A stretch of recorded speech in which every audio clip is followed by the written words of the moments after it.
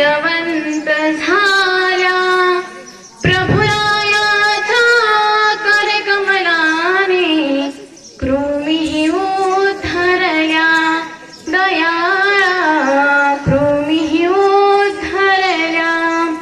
आज आपण सर्वजण ह्या पवित्र डोमेग्राम भूमी श्री गोविंद प्रभू जयंती साजरी करण्यानिमित्त उपस्थित झालो आहोत। मी सर्वप्रथम कार्यक्रमाचे अध्यक्ष परमपूज्य परमादरणीय महंत श्री बाबाजींना धन्यवाद करते। तसेच उपस्थित सर्व संत महंत वासनिक बंधू भगिनींना माझा दंडवत प्रणाम। तसेच माझे गुरुवर्य परमपूज्य परमादरणीय पुंतम्मा निवासी बाबाजींना माझा दंडवत प्रणाम। देव म्हटलं की तो शहाणा असलाच पाहिजे, कारण वेड्या जगाला शहाणं करणं हे तर खरं देवाचं काम आहे। परंतु श्री प्रभू त्यांच्या अपवाद आहेत। श्री चक्रधर म्हणाले श्री प्रभू निर्गुण परब्रह्म आहेत। गुरुकुल उपाध्याय म्हणाले हा देव आहे। गाव म्हणालं राहुल मायबाप आहे। गावच्या व संतांच्या दृष्टीतून श्री प्रभू ईश्वर असल्याची साक्ष मिळते। वेडे म्हणावे तर अलौकिक घटना कशा, ईश्वर म्हणावे तर लहान मुलांसारखे वागणे कसे।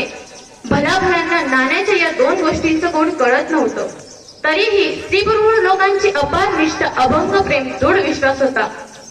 माणसं माणसांना भेटतात तेव्हा बहुधा समस्या जन्माला येतात।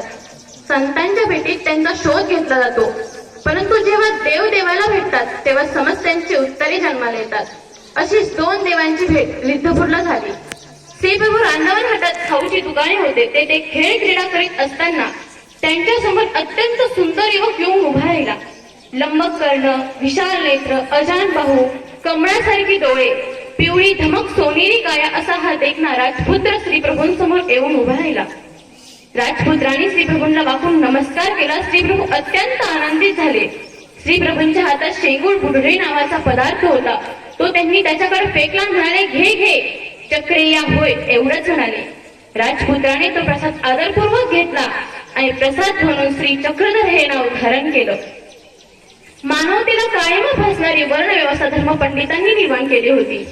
जगातल्या कुठल्याही दृष्ट माणसाला 100 वर्षाचं आयुष्य असतं, पण ही दृष्ट प्रवृत्ती शेकडो वर्षांपासून चालत आली होती आणि त्याशी श्रीप्रभूंचा लढा होता।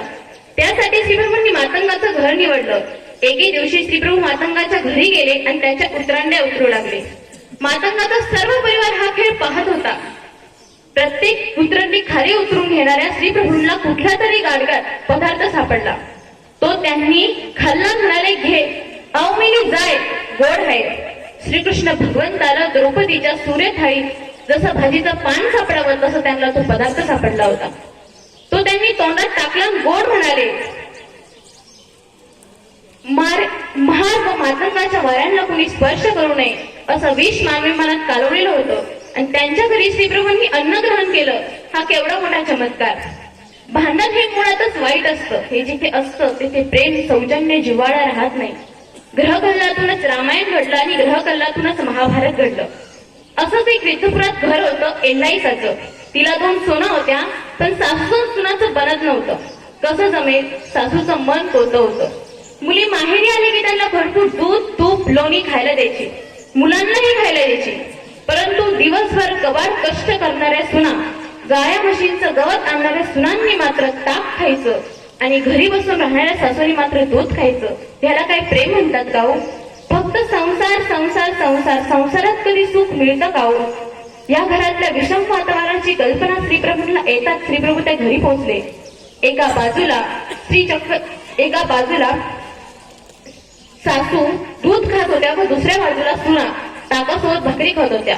चुलीवरती गाडग्यावर दूध होतं, त्यांनी ते उचललं आणि सुनांजवळ नेऊन ठेवलं आणि ताक उचललं आणि सासूच्या थाळ्यात टाकलं। सासू निमूटपणे ताक खाऊ लागली। ही कृती अत्यंत बोलकी होती।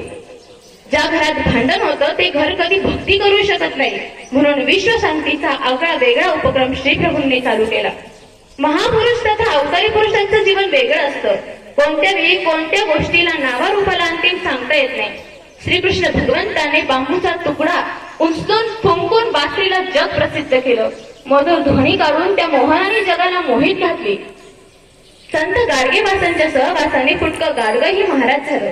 परंतु हे तर अवतारी पुरुष, यांनी वाट पाहत पडून असलेल्या त्या दगडाकडे बघितलं आणि त्याची चांगल्या कार्यासाठी निवड केली आणि त्या दगडाचं नावही विचारतीला पडलं। त्या दगडावर उभं राहून ते चांगल्या कार्याचा विचार करीत असत।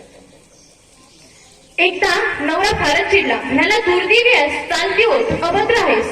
तिने ठणकावून सांगितलं, हो चालले मी. तू म्हणाला कुठे चाललीस? ती म्हणाली चालले माझ्या माहेराला. तो म्हणाला तुला ह्या जगाचा वारसा तरी आहे का? ती म्हणाली हो, रिद्धपूर माझं माहेर आहे आणि श्री प्रभू माझे बाप आहेत, म्हणून सरळ रिद्धपूरला चालली गेली. तोही तिच्या मागे मागे जाऊ लागला. श्री प्रभू सर्वांना सांगत होते, आज माझा लेक आणि जावई येणार आहे. सर्वच जण वाट पाहत बसलेले होते. मुलीने श्रीप्रभूंना पाहताच त्यांच्या गळ्यात मिठी मारून ढसाढसा रडू लागली. जावयाने आलिंगन दिलं. श्रीप्रभूंनी त्यांना 5 दिवस ठेवून घेतलं. मुलाला आणि जावयाला कपडे केले आणि तिला सासरी लावलं.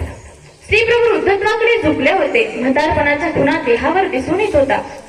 कमीत कमी अधिक 125 वर्षांचा काळ लोटून गेला होता. अवतार स्वरूप देहातून कधी निघून गेलं कळालंच नाही. ज्यावेळी श्री प्रभूंचं अवतार स्वरूप देहातून निघून गेलं, भक्तांवर जणू आभाळच कोसळलं होतं. पंख नसलेला श्री गोविंद प्रभू महाराज की जय.